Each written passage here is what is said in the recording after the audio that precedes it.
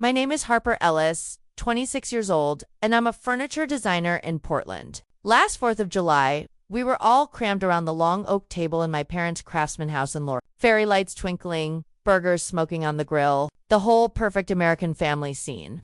Dad raised his beer, his face already red from the sun and 3 IPAs, and looked straight at me.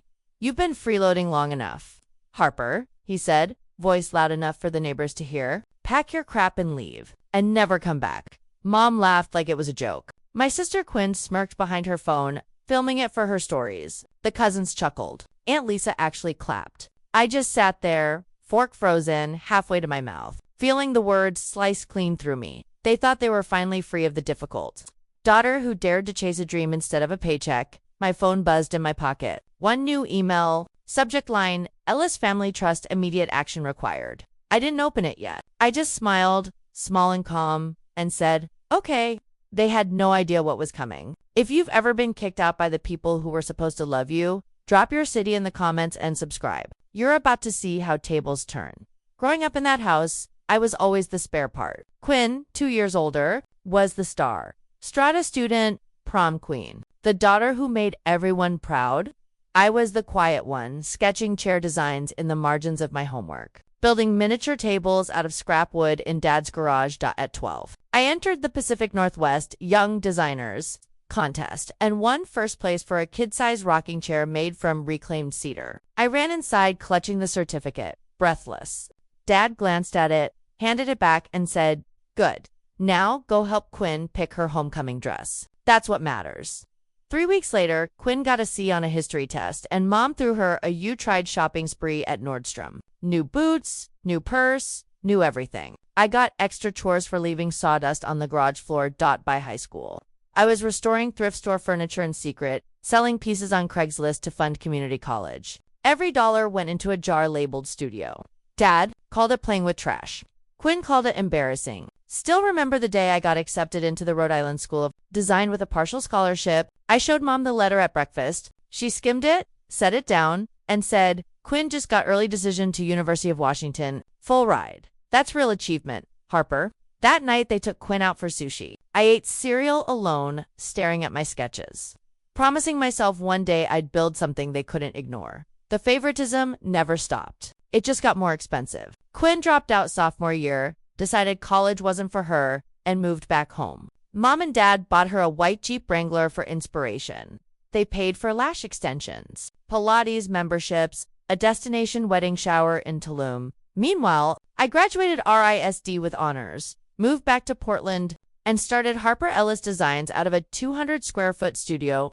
Every paycheck went to rent, cedar planks, and hardware. I asked Dad once, just once, for a $5,000 loan to buy a better CNC router. He laughed so hard he choked on his scotch. "Support yourself like Quinn does," he said. Quinn, who hadn't worked a day in 3 years. Then the little clues started piling up. Mom suddenly had a new diamond tennis bracelet. Dad traded his Rolex for a Patek. Quinn posted stories from a brand new loft downtown. Caption manifested, "I'd seen the loft listing. $3,800 a month." Quinn's only income was the occasional brand deal for flat tummy tea. One night, I overheard Dad on the phone in his study. "Yes, another $15,000 from the trust disbursed. Label it family support." I froze in the hallway. We didn't have a trust. At least, I didn't think we did.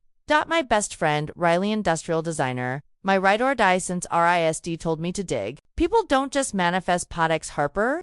So I did, quietly. Late nights, after sanding and staining, I searched county records, old emails, anything. And there it was, the Ellis Family Trust, set up by my late grandfather, worth $28 million in timberland, rentals, and liquid assets. Sole trustee. Effective age 25. Harper Ellis. I was 26. For a full year, I'd been the one approving every single withdrawal. Dad's cars, Mom's jewelry, Quinn's loft. My signature, hidden behind a corporate LLC, had paid for their entire lifestyle.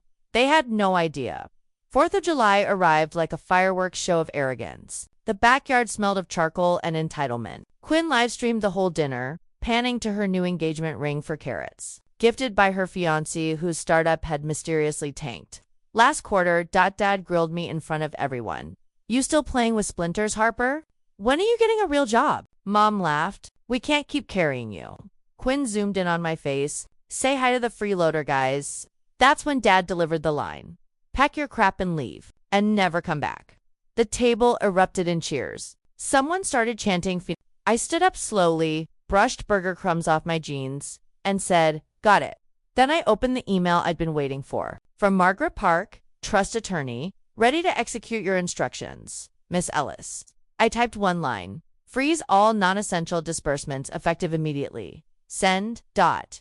I didn't say a word. I just walked inside, grabbed my keys, and left. The screen door slammed behind me like a period at the end of a sentence.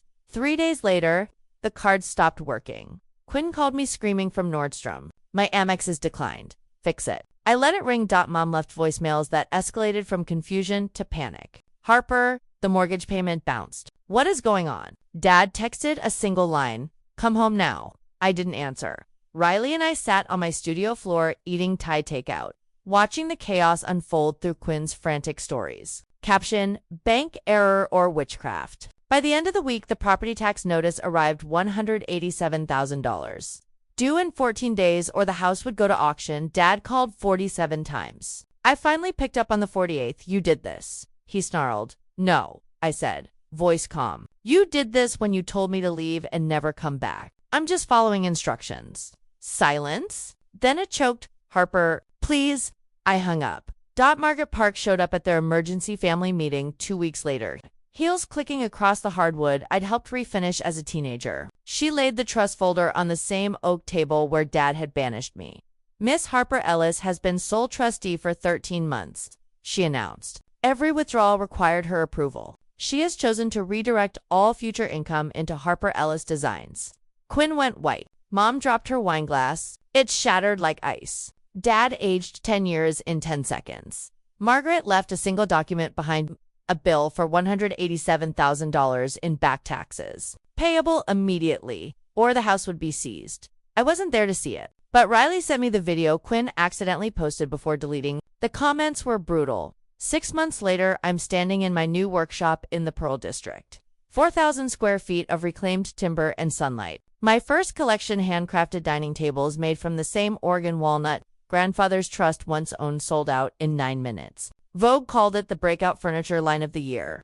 I bought a loft above the workshop. Exposed brick, floor-to-ceiling windows, a balcony overlooking the Willamette. Riley moved into the guest room. We're launching a joint lighting line next spring. And my family. They lost the Laurelhurst house at auction. Now they rent a 2-bedroom in Beaverton. Dad drives nights for Uber Black to cover the lease. Mom sells essential oils on Instagram. Quinn works the returns desk at HomeGoods, folding throw pillows 8 hours a day. Her engagement ended when the ring had to go back. Sometimes I get texts from an unknown number. We're sorry. Please help. We were wrong. I don't reply. The last time Dad tried to show up at the workshop, security escorted him out. He stood on the sidewalk holding a cardboard box of my old sketches, the ones he'd called trash.